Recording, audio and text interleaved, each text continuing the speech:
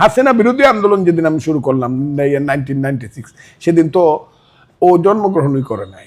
সার্গিস আলম বা ওই যে হাসনাত বা এখন যে ছেলেটা পেয়েছে নাহিদ তো 98 সনে জন্মগ্রহণ করছে। আপনারা বুঝেন না কেন? কারণ এরা যদি বলে আমাদের কিছু নাই, সব এরা নিয়ে যাইব গা। এই আন্দোলনটা তো সৃষ্টি করছে বিএনপি।